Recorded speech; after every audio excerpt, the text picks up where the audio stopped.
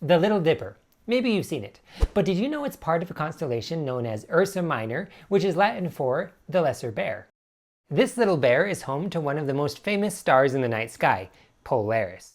It's not perfectly aligned with Earth's axis, but it's close enough, within 1 degree, that it makes a great tool for navigation in the northern hemisphere. Later, I'll show you how to use this star to measure your latitude.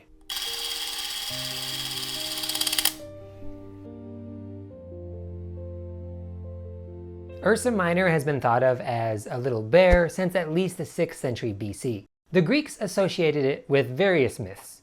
In one, it represented Arcas, the hunter son of Callisto. Both of them I introduced in my video on Ursa Major, where I stated that Arcas was represented by the constellation Boötes. Link to that video if you want to see it.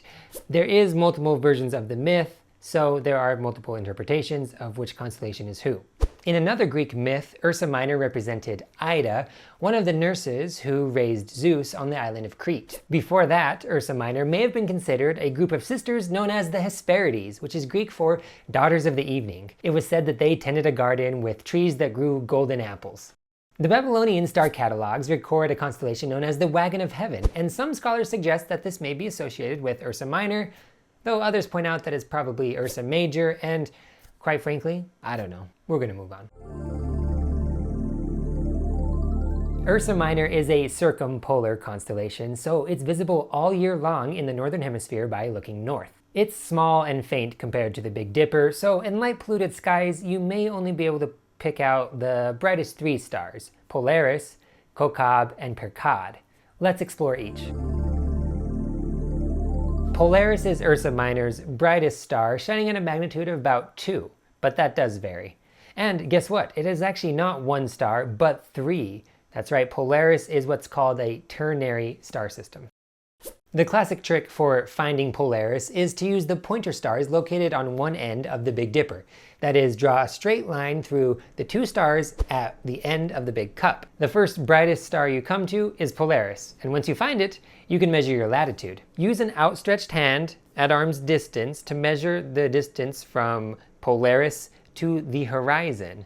Like this, from thumb to pinky is about 20 degrees. A fist is about 10 degrees, and a thumb is about 2 degrees.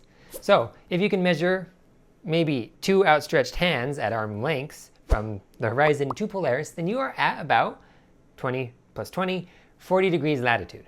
The second brightest star in Ursa Minor is Cocab, whose name simply means star. Near Cocab is the radiant, or origin point, for the Ursid meteor shower, which peaks every year around December 22nd. If you're lucky, you could catch around 10 meteors per hour during the Ursid peak. And finally, there's Percad, meaning the dim one of the 2 calves. It's the 3rd brightest star. Ursa Minor doesn't have any Messier objects, which are the most famous of deep sky objects, but there are a few hidden gems worth pointing out. There is a dwarf spherical galaxy called the Ursa Minor Dwarf, which is one of the Milky Way's satellite galaxies. A satellite galaxy is a smaller galaxy that orbits a larger one. The Ursa Minor Dwarf has an apparent magnitude of about 12 and is about 200,000 light years from Earth. Next, we have NGC 3172, also called Polarissima Borealis, which means most polar north, because, well, it's the galaxy that is closest to the North Pole. Its apparent magnitude, I think, is around 14 or so. This is well beyond what you'll see with most amateur telescopes, so don't go looking for it probably, but now you know which galaxy is closest to the North Pole. You could win Jeopardy with that, maybe. I don't know. Then there is NGC 6217, probably Ursa Minor's brightest galaxy, which you may be able to spot with a backyard telescope. Its apparent magnitude is about 11. It's a barred spiral-shaped galaxy that's also characterized as a starburst galaxy because it has a high rate of young star formations visible. Also, 1 supernova has been observed in this galaxy. And that's all you need to know about the constellation Ursa Minor. So next time you're out under the stars, find Polaris. Try measuring your latitude with your hand, and maybe catch a December meteor shower. And if you got the gear, look for NGC 6217. I hope you have a great night, and remember to smile because things are definitely looking up.